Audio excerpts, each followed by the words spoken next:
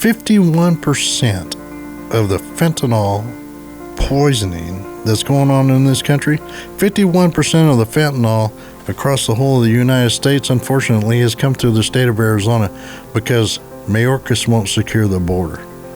Are we getting to the point now that drug dealers are going to be unlicensed pharmacists? Is that where we're going here? Keeping our republic is on the line, and it requires patriots with great passion, dedication, and eternal vigilance to preserve our freedoms. Jenny Beth Martin is the co-founder of Tea Party Patriots. She is an author, a filmmaker, and one of Time Magazine's most influential people in the world. But the title she is most proud of is mom to her boy-girl twins. She has been at the forefront, fighting to protect America's core principles for more than a decade.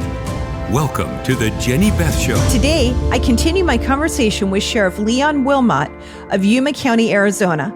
If you missed the first episode of this conversation, be sure to go back and listen to it on whatever platform you are listening. Sheriff Wilmot, thank you so much for opening your office and spending so much time with us. You've been very generous with your time. Hey, it's 3:10. Time to go to Yuma, right? That's right. That's right. Well, welcome back to our little piece of paradise down here. Well, thank you. In the last episode, we were closing as you were talking about how other people wind up in these cities like Chicago or other parts, and some of the elected officials there are upset because some of the governors have bused or flown people to those countries, but you said they're going there anyway, or not countries, but going to those cities or states. How do you know for sure that that's where they're going to wind up? Well, you can just go down to the border and ask them. I mean, as for your listener, I don't know if you can advertise somebody's YouTube channel. Sure. But I took Peter Santinello out 4 hours down on the border. And he got to see it firsthand. I told him, I said, go over there, ask them where they're from and where they're going. It's not scripted. They were going to Chicago. And how are they picking Chicago? How are they picking the places where they're going? Well, some are picking them because they have friends that have already come through and established with a sponsor in those states. Okay. Others are being told by the cartel, this is where you need to go because you need to work off your debt. So that's the Carolinas have experienced that. North Carolina, South Carolina, those areas, Virginia. So, and you can Google a number of different things throughout the whole of the U.S. where our federal partners have actually followed some of these folks and busted these indentured servitude businesses where these people are working off their debt, either doing lawn care, yard care, whatever the case may be, that they dictate they do, construction. So it's a lot of different businesses that you can pay people under the table, but yeah, they charge them for everything that they get. So if they're putting them up in a place, they charge them for that. They need money for food, they charge them more than what it's going to cost. So these people have to pay off their debt and they just string them along. Others have actual family or friends that have said, come here. So like I said, I picked up slips of paper down there where one family was going to Wisconsin. We were doing a search here last month out in our desert because an individual had been abandoned because he was going through a medical episode. So now it probably dead because they didn't notify us until they got to where they were going in the U.S. And these are people that are getaways. So they don't want to get caught to begin with. So we're out there doing a search and we asked for Border Patrol's help because they have air assets. And while they were flying, they ran across 3 juveniles that had been left out in the desert, about 20 miles from civilization. Oldest one being 11 years old. That's on the Border Patrol's website. They can go to the Yuma Sector Border Patrol website and look up weekly what they encounter down here. It's a matter of Border Patrol here puts out that information. It's open to the public. I would encourage them to look at it throughout the whole of the U.S. because that's the reality of what we deal with. I get those weekly reports too.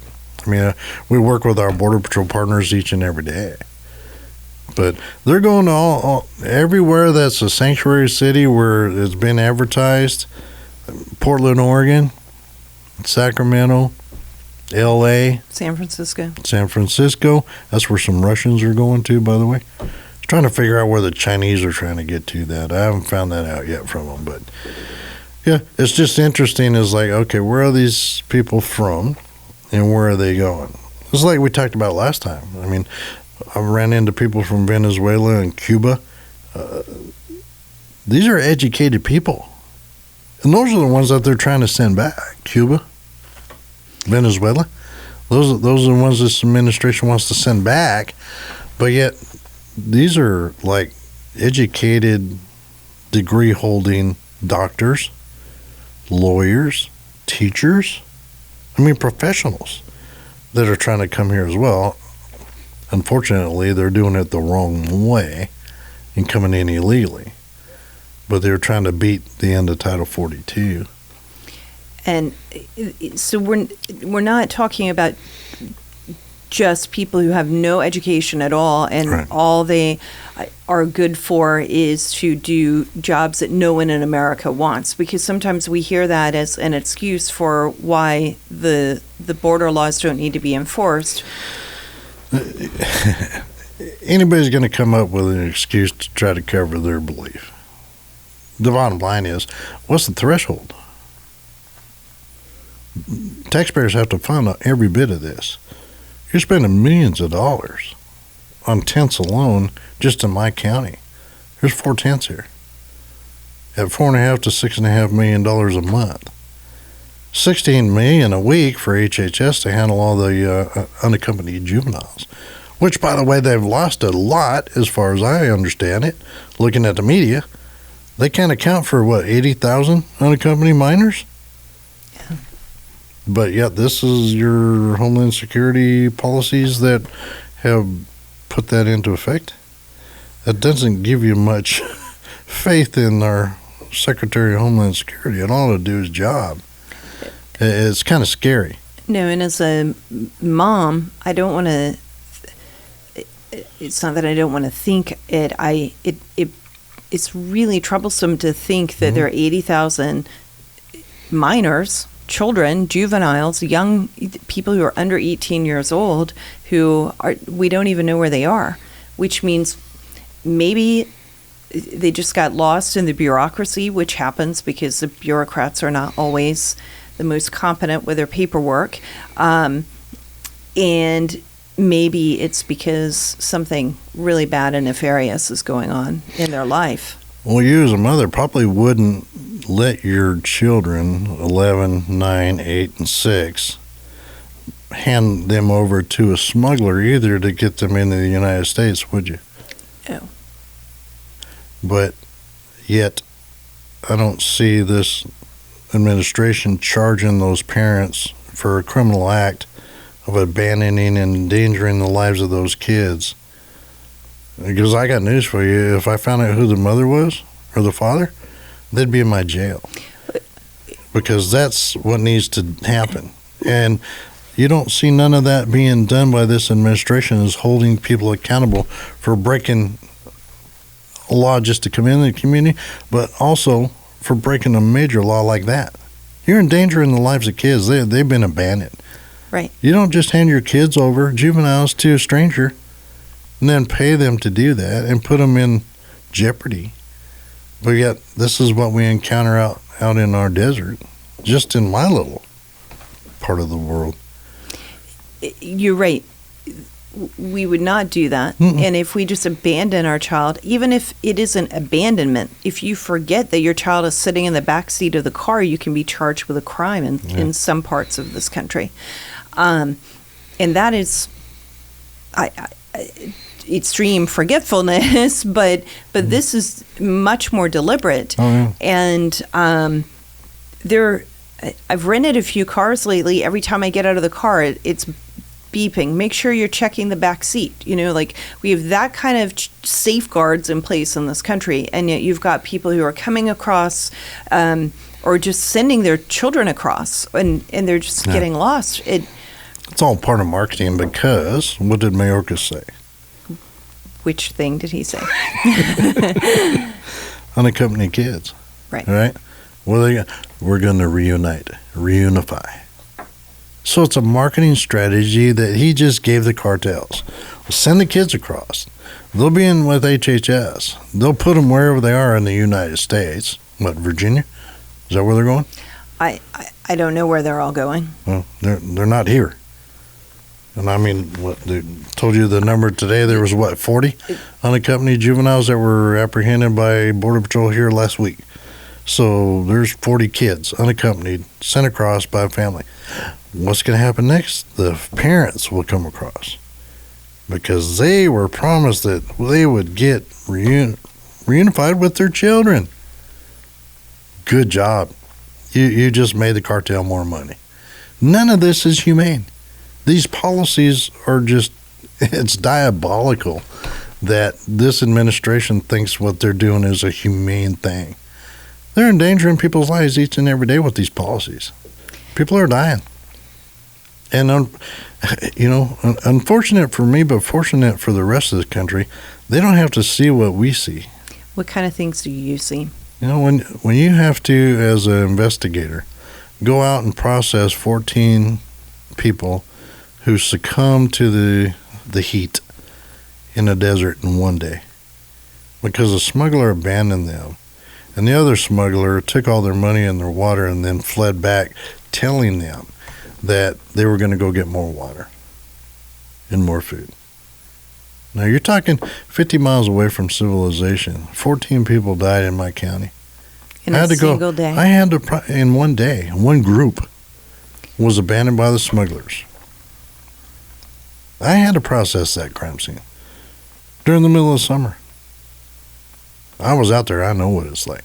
To see a kid who's just maybe 18 who died digging in a wash trying to get water, where his hands were just gone, where people are laying under bushes that aren't very tall, but they were trying to eat a saguaro cactus to try to get food. That's what we see down on the border. What part of that is humane? None of that is.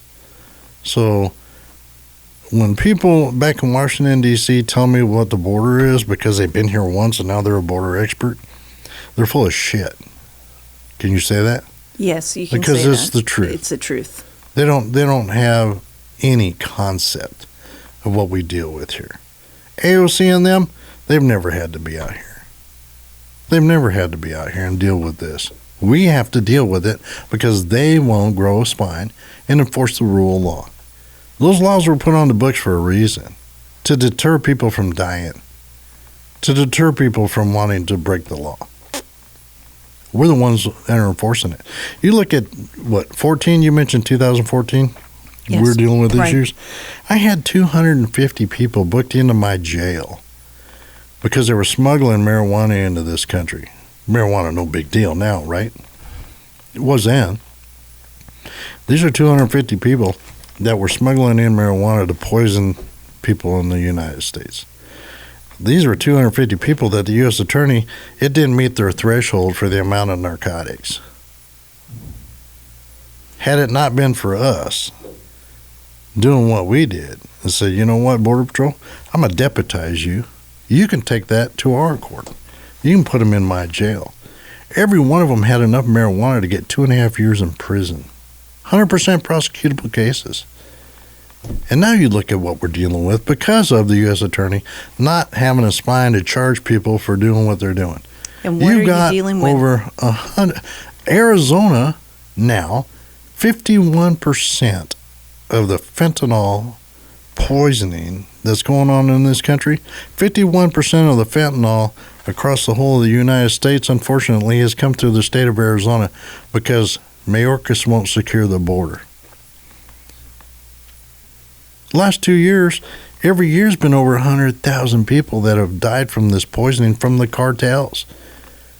They're the ones that are doing this. Repeat that number. How many have died from? Over 100,000 people, United States citizens, have been poisoned by the cartels who are coordinating all of this fentanyl to be smuggled into the United States while Border Patrol is being tied up with processing people down on the border because Mayorkas won't put the Border Patrolmen down on the border to secure the border and put ICE and fund them appropriately to do their job. Think about that. How many people died in 9/11? And we went to war with that country, did we not? Yes. For doing that. But yet, we can allow the cartels to kill 100,000 people. That's over 200,000 people in the last 2 years under this administration. And Arizona, unfortunately, is one of those states that's so porous because of lack of border security that the fentanyl is being... There's 191 pounds that was seized by Border Patrol at a checkpoint last week. How Fentanyl. much? You could kill 48 million people with 191 pounds of fentanyl. You got officers that are accidentally touching this stuff because they're out there doing their job. And they're almost dying if it wasn't for Narcan and officers carrying that stuff. But here's the deal. Now the cartels are actually lacing it with I can't pronounce the name of it. I'm not a pharmacist, but it's it's like a narcotic or it's a drug for equines. They're lacing fentanyl with this stuff. Narcan, if you ingest this fentanyl now that has that in it, Narcan ain't going to bring you back. You're going to die. Why would they lace it with that? It's a way to cut it. They don't value life. It's all about commodity. It's about money to the cartels. Oh, commercial break. But that's why, and we're dealing with two cartel factions here. I mean, they're the most violent. I mean, everybody knows El Chapo, right? And what he's capable of. There's not a day that doesn't go by. No, wait, hold on. Maybe everyone doesn't know. What is El Chapo capable of? He basically the head of the Sinaloa cartel.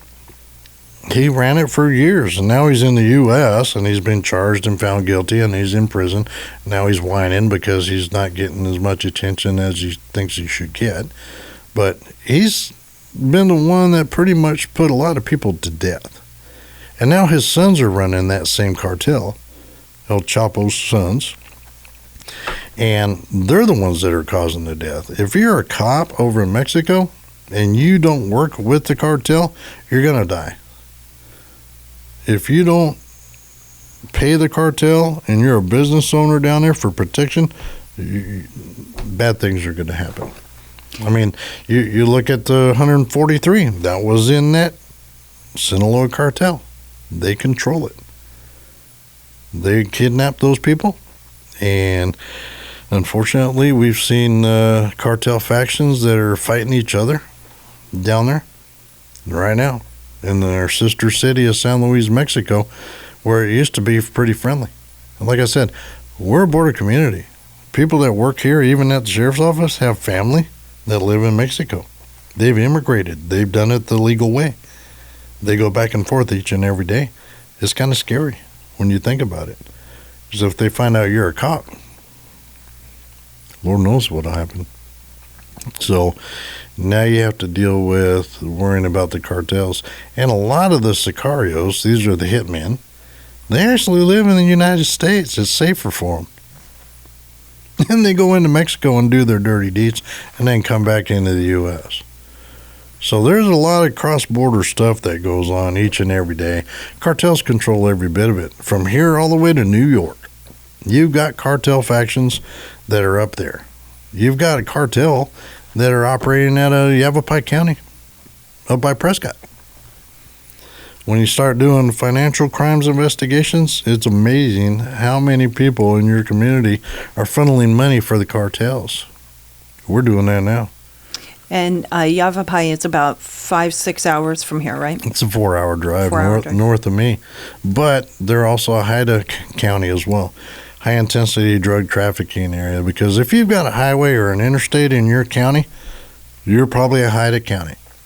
You should sit down and talk with Sheriff Kieran Donahue up in Idaho. He deals with cartel stuff up there as well. That's in Idaho. Cook County. I'll get you his info. But you sit in and unfortunately, he lost a family member to an immigrant that was here illegally. Yeah. Car crash. Killed a family member because of no consequences. I think that sometimes people initially think when they hear that it was a car crash, they think, well, car crashes happen.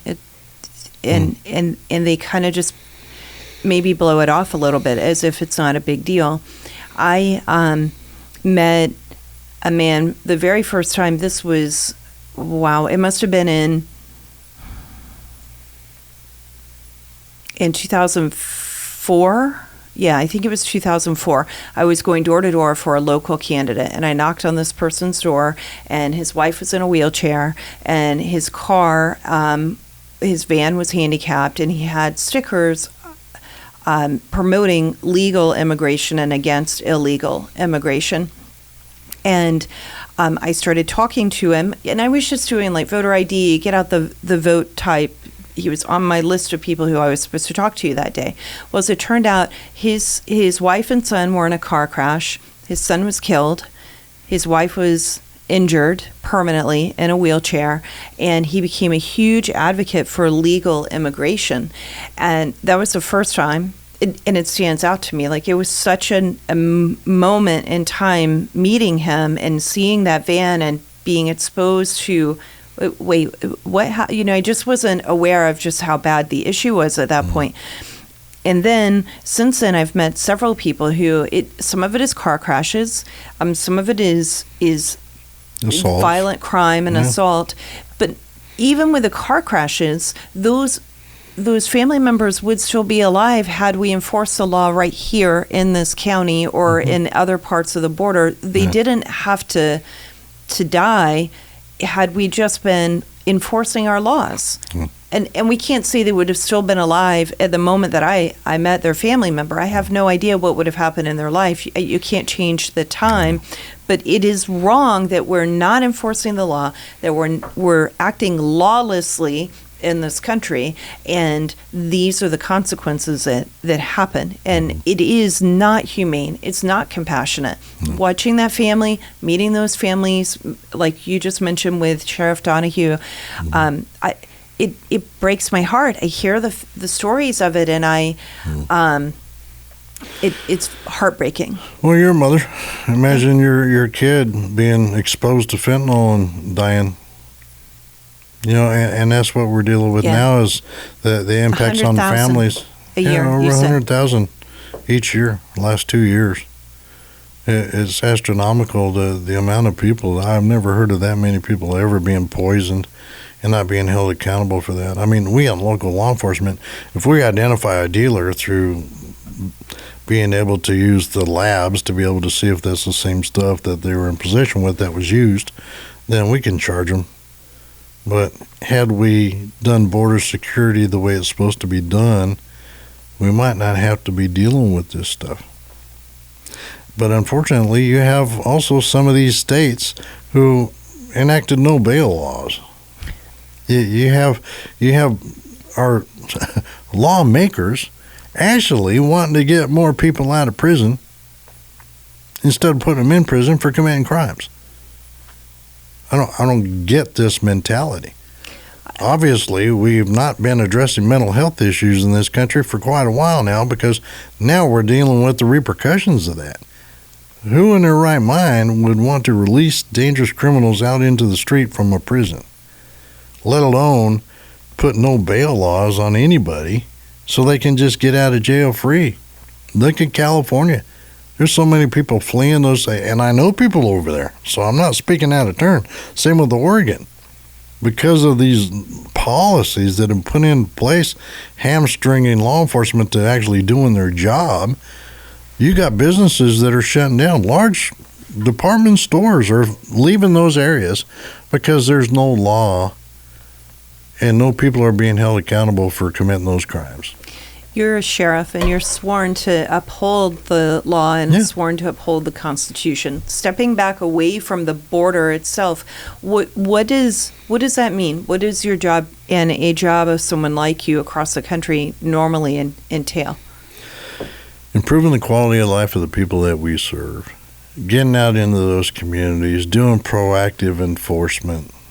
If this, and every county has the same situation that we do.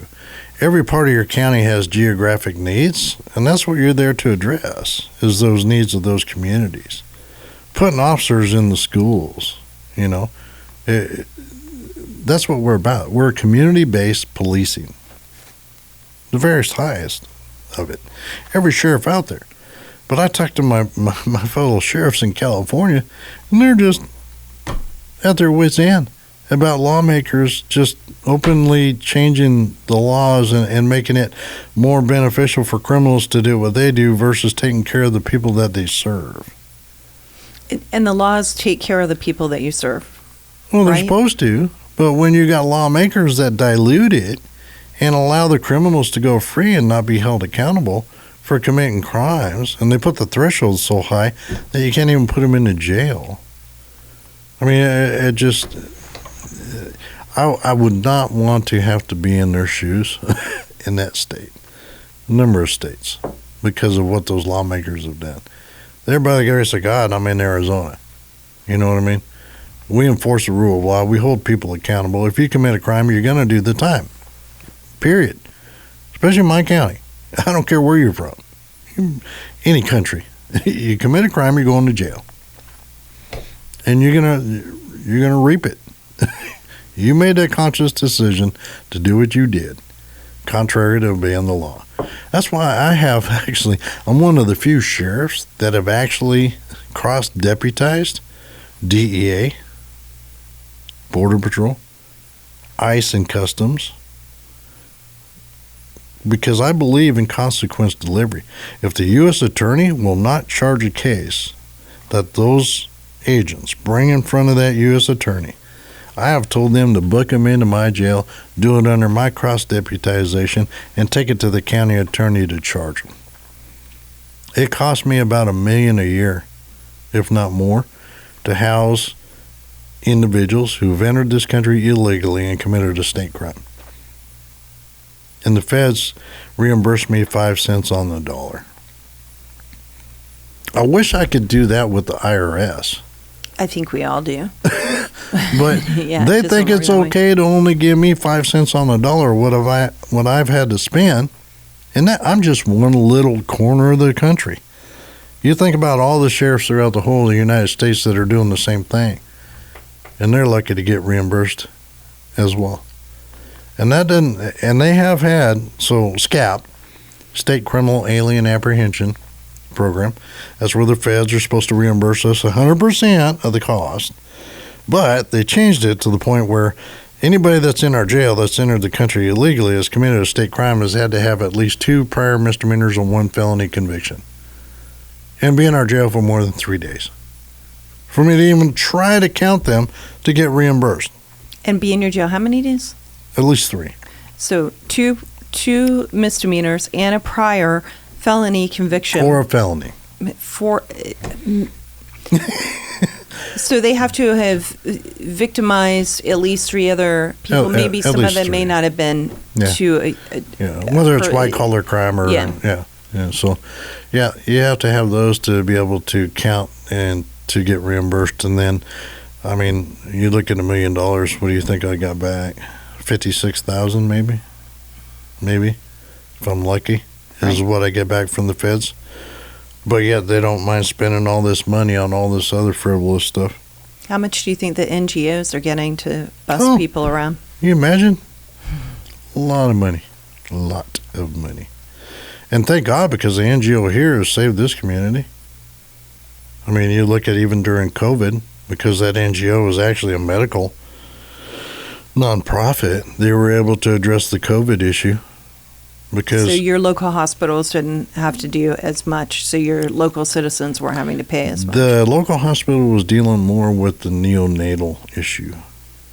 and diabetics in dealing with all of that. Major health concerns that individuals were found out that had never been addressed in their countries. So your local hospital still is dealing with medical issues of people who enter the country illegally? Last year, I think it was $26 million impact on our local hospital.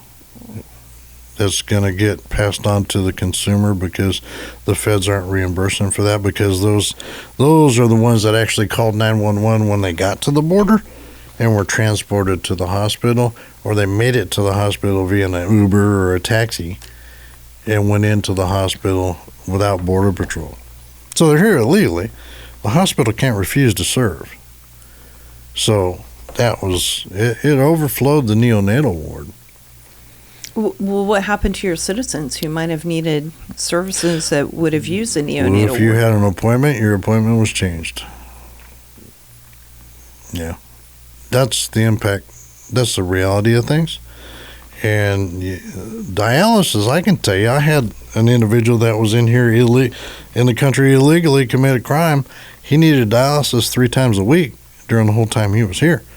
Average length of stay for a U.S. citizen in a jail typically is like 20 some odd days going through the process, right?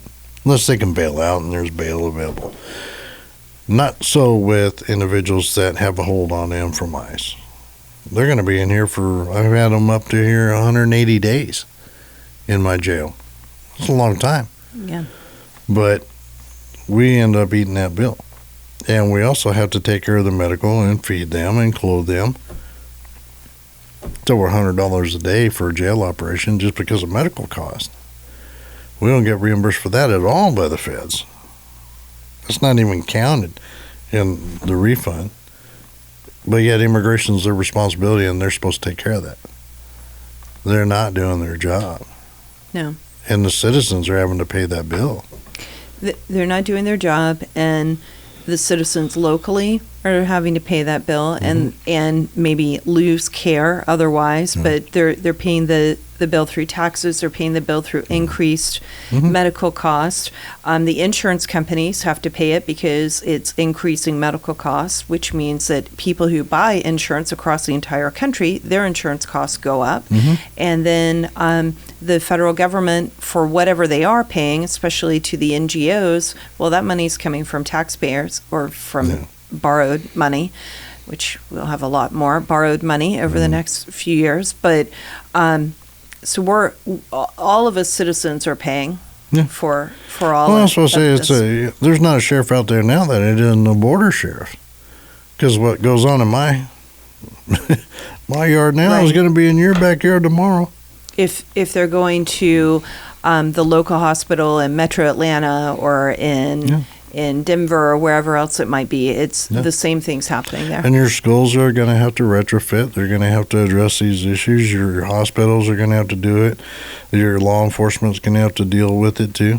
And hope to God that it isn't somebody that slipped through the cracks and is going to commit a major crime in your community because of the lack of the ability or the time that was needed to adequately vet these 310,000 last year and then 145,000 this year just out of Yuma. Like I said, 95% of them are staying because those countries won't take them back. So when you hear Mayorkas telling you that we're sending them back left and right, no. You might be only to about 3 or 4, maybe 8 countries that will take the people back. You got to look at the whole picture here. You're getting fed a false narrative by this administration. The people really are. It's not the truth. And now people are starting to see it because now it's right up there in their face. If you live in Chicago and you walk to a police station, they're living in that lobby. How bad is that? Look at New York. Right. New York has been a sanctuary city for how long? They've been advertising it? Did you not think that they would not see that in those other countries? Now you're seeing it. You got to pay the bill. You were elected under that premise. Those people in that community, they need to pony up because they voted that person in. And they created the magnet. Yeah. Those voters helped create the magnet because they thought that a candidate running on those policies is who they wanted to represent them. Yeah. So if that's what you elected, then that's what you need to pay for. Not me. Right. Our community didn't ask for any of this. We're not a sanctuary county. We don't promote anything but the rule of law. So if you live in a sanctuary city, you promoted that ideology, now you got to pay the bill. Don't get mad.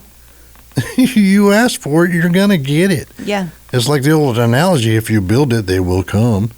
Well, if you advertise it, and they did, predominantly through the media, now they're there. They're not staying in Yuma County. And those citizens who live there, I've seen footage of parents who are very upset because their schools are getting overwhelmed in Chicago, as an example. Okay, then quit voting for people who are doing this. Stop. Yeah. They don't care about you any more than they care about the people who are coming across the border. They care about themselves getting a position of power, and the citizens there need to wake up to what's going on and stop voting for it. Yeah, it's power and control. That's what it's all about.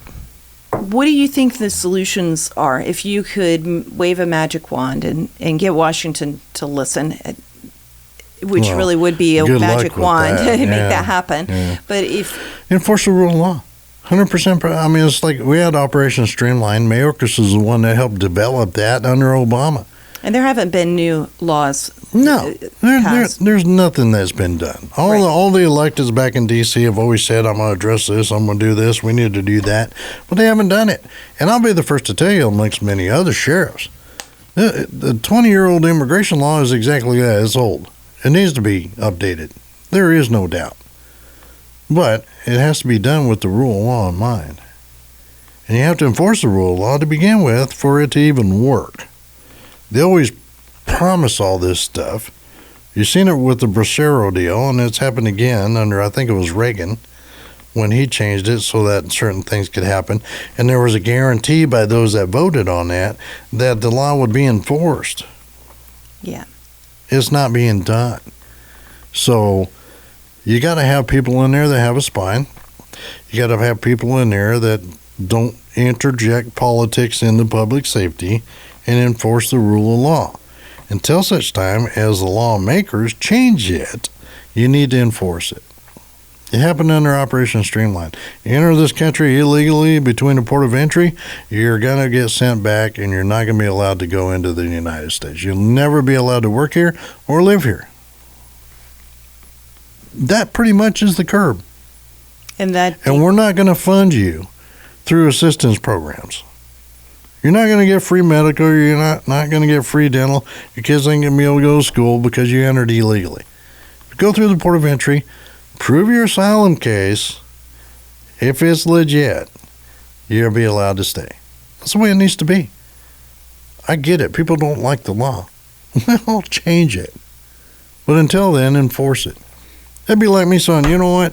I don't think it's bad for people to drink and drive. Okay, so there might be a couple that get killed in the meantime, but we're not going to enforce DUI anymore.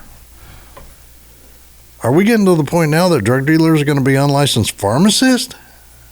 Is that where we're going here? Because it's killing people.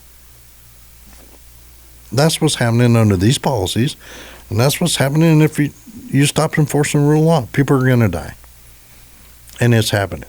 And we warned Mayorkas in the very beginning because we've seen it. We know what policies are good and what policies are bad. I warn him face to face. You do this, people are going to die. People are going to be violated. You're going to end up with servitude. You're going to end up with juveniles that are being victimized, that are going to go through. It's going to impact the hospitals. Every bit of that was mapped out to him because we've seen it. We've been there. We've done it. We know what works. We know what doesn't. They don't care. It's their personal and political ideologies. And when he sits there and lies to Congress when he's testifying, you know, in our line of work, you lie, you die. You can't sacrifice your word. I'm speechless when it comes to seeing that man sit there and testify that the border's secure, and I know it's a blatant lie because it's not. And if it wasn't for my guys out there rescuing over 800 911 calls through our agency alone to respond to, let alone the 355 that Border Patrol agents just responded to last week, where people were calling for help. Yeah, border's not secure. And, you know, you can't sacrifice your integrity or your... Once you do that, when you... 3-minute warning. You know, you can't sacrifice your integrity. Once you lose that, you never get it back. There's not a sheriff out there that believes in anything that he says. And yet, we get all this stuff from DHS under his leadership about we need to do this, we need to do that. How can you even want to be part of that when you know that it's all false? As somebody that's been in law enforcement as long as me, it's a hard pill to swallow. It really is. Why would I think of anything coming from DHS right now as being legitimate? That's terrible. And I shouldn't feel that way. But I feel bad for the Border Patrol agents because I'm down there every day with them. I was down there today. You know, they live in our community. They're a part of our community. Their kids go to our schools. They go out after work and they try to help with doing baseball or football, being coaches, being engaged in the community. I back up our federal partners 100% each and every day because they live here and they're part of this community. And I hate to see them, and I tell them, I said, you know, years ago I should have been a federal officer, but no, I'm glad I chose the one I chose because they can't do their job. They're being hamstrung by the policies, and it's driving them nuts. It really is. Because they want a safe border and a secure border, and they want safe communities where they live, just like all the rest of your citizens do. Exactly, yeah. But then again, you got people 2,000 miles away that live in la-la land that ain't got a clue about reality. Not a clue. No, they don't. No. And they don't care. No. They don't care what people like you and me and other people who live in the heartland of this country think. If they did, they wouldn't treat us with such disdain. And you see it from both parties. Oh, yeah. I blame them all. Yeah. I do. I mean, I've seen this rhetoric going on for years, you know, and thank God, you know, obviously you have to run to be a sheriff, but I don't care what party you are. I care about the character of the person. Does that make sense? Yes. When you swear an oath, and you, by God, ought to live by that. You know, I come from the days of a handshake is a contract. You know what I'm saying? Right. But, you know, the bottom line is that that's why I got no respect for Mayorkas as a secretary or the vice president or the president, for that matter, unfortunately, and that's sad because I was in the Marine Corps. I mean, the president is to be held in the highest regard. He doesn't like law enforcement, and he doesn't like sheriffs. We know that. And you can see it. He doesn't promote public safety at all. Actually, he's contrary to it. And that's a shame. That's not what America is. No. One of the things that sets our country apart is that we wrote the law down, and every citizen could read what the law is and understand how they were supposed to live. And that's important because when it's just the whims of a man, if they're happy with you, they could say one thing. If you never know, maybe they woke up on the wrong side of the bed, or they tripped over their dog in the morning, and they just change things up, and you don't even know how you're supposed to be living. That's what happens when you get away from lawfulness and you get to lawlessness. And right now, you don't know what's going to happen from one day to the next. And if the House of Representatives recently voted on and passed the most secure border bill that we've seen in decades, apparently, and that is a a good thing, and if it were to become law, that would be, I think, an improvement over the system we have right now, as long as it actually is upheld. But if you pass it and it's not even worth the paper it's written on, then it's meaningless. And we're seeing so much from this administration, especially, where what is written as law is meaningless. No. Well, it's all about power. You can see it. I mean, in everything that's done. If it goes their way, they're happy campers. If it goes against them, then they're going to dig in dirt and try to make you look bad to fail. They're doing it with the justices now. Yes. So, I mean, those justices have been there for a long time. Right. But now all of a sudden it's a problem because they're not getting their way. And I don't care what side you're on. Like I said, it's the character of the individual. Bottom line. It's nonpartisan for me. I serve everybody. When people call 911, they don't care what party you are. Green, pink, purple, it doesn't matter. They want help. That's it.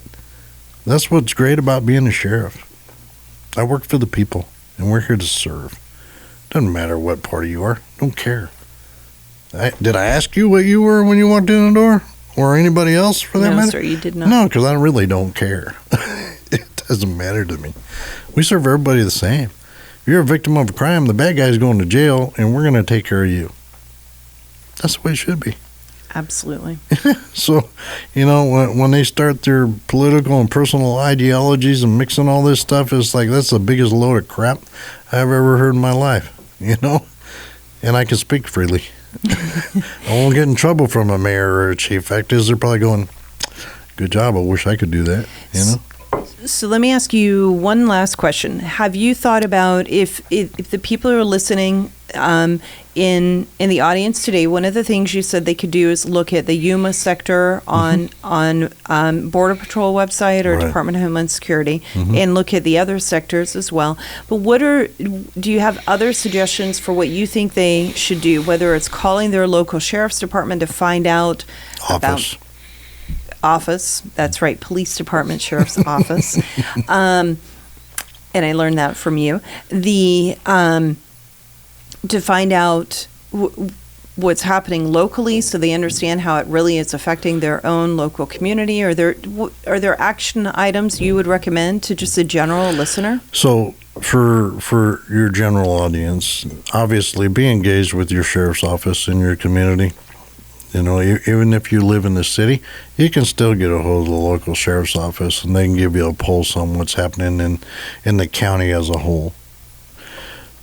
Monitor the websites for your local law enforcement as well, and the sheriff's office, as well as like national sheriffs, western state sheriffs, because we're part of that as well. We put out information all the time. If you're curious about Arizona, the Arizona Sheriff's Association actually has a website where all of us share information from our counties. And we've got a good guy that keeps track of the activities going on. It's like I said, what's happening here in Yuma County, not necessarily the same situation over in Cochise County. They're dealing with a lot different scenario, and it's even worse when you're looking at a number of pursuits that have actually killed people over there because of that activity. So keep engaged, look into your different locations, national sheriffs, western state, Arizona. Get on the association websites for the sheriffs throughout the country, because we all talk to each other. We really do. There's only 3,080 sheriffs in the whole of the United States. We're a pretty tight-knit group. There are a few that are different, but hey, it is what it is. Not all sheriffs are full service, especially back east. Which means that some sheriffs are restricted to just serving civil process or housing and working jails, whereas sheriffs in the west, for the most part, we're full service. We handle everything. And you have for over 100 years. And explain that photo behind us, because you were saying full service, and I think some of that stems from full service from... So the big one is actually my sheriff's posse. The city of Yuma celebrated their 100-year anniversary a while back, 2012, 13-ish. And they asked for me to use the posse in the 1800s to bring in the American and the Arizona flag for their ceremony. So that's a picture from the Yuma County Sheriff's posse and me riding in, and then we went down to the river and got a picture with everybody back in their 1800s Western garb, the way it was back then. Sheriff's office is actually 160 some odd years old here. So we were here long before the even state. We were territorial back then. So there's not been very many sheriffs here in Yuma County. They're all up there on the wall above that. So those are all the former sheriffs for over 160 years. Wow. Yeah. And your job now is to be full service and to take care of your citizens in the community. Always and has that's been. what it has been. Yeah. That's the way it is. You know, I work for the people. And that's what's great about being a sheriff. When they're done with me, then I can go, you know. But, I mean, I'm willing to serve. As long as you enjoy doing what you do and you can fight the fight to be the voice of the people. Because face it, all the other electeds that they have in their communities, they're back in D.C. or up at the major hubs of the city, right? Right. So who does the local community come to when they're pissed at their electeds? Mm-hmm. They grab the sheriff by the throat because we're community-oriented and engaged. And we go to the meetings and we talk to people all the time. Unfortunately, those that were elected by the people that are at the cities and in the D.C. don't listen. And we're the voice of the people, you know. We try to help them, but, you know, it is what it is. But at least we can be that voice. It's good. It is good. Yeah. And we all need to pay attention to what our sheriffs are doing. And we need sheriffs like you across the country. I don't live in Arizona, but I'm very appreciative of what you and the other border sheriffs are doing to try to help prevent the problems that are going to seep into the rest of the country because of the situation on the border right now? Well, your nation's sheriffs are engaged. They really are. As a executive board member for National Sheriff's Association that represents all 3,080 sheriffs, there's not a sheriff that isn't aware of what's going on and isn't asking what's happening there, because what's going on here is coming to their backyard, and they want to be prepared to take care of their community like we try to do here. So no matter where you live in the United States, your sheriffs are pretty much engaged. Like I said, not all 100%, but the bottom line is that's why they're voted in office, is to address those community concerns and improve the quality of life of the people they serve, period. It's not about politics, not about personal and political ideologies. It's about enforcing the rule of law and doing what's best for the community. It's not a really hard deal. I appreciate your time today, Sheriff Wilmot. It's really been a very interesting podcast discussion with you, and I think that I've learned a lot, and I hope our listeners have as well. Thank you so much for opening up your office to us. Well, it was my honor, and sorry for a lot of the bad news that's coming your way, but until you hold your electeds accountable, this is what happens. So, to be able to address a problem first, we have to understand what the problem is. And I hope that this has helped you understand more about what the problem is on the border so that we can work to correct these problems in our own local communities and work to get Washington, D.C. to secure our border. I'm Jenny Beth Martin with the Jenny Beth Show. Thanks for joining us. The Jenny Beth Show is hosted by Jenny Beth Martin, produced by Kevin Mooneyhan, and directed by Luke Livingston. The Jenny Beth Show is a production of Tea Party Patriots Action. For more information, visit teapartypatriots.org. If you enjoyed this episode and want to stop freedom thieves from turning our country into a communist nightmare, be sure to click the thumbs up and subscribe to the channel. And while you're at it, click the notifications bell to get an alert every time we post a new episode.